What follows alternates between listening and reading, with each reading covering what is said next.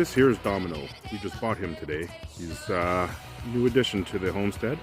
He's gonna help these girls over here have spring babies, but he's bound and determined to get at them early. We need to keep him separated for another 2 to 3 weeks, preferably 3, but I don't know if we can. He's already jumped the fence once.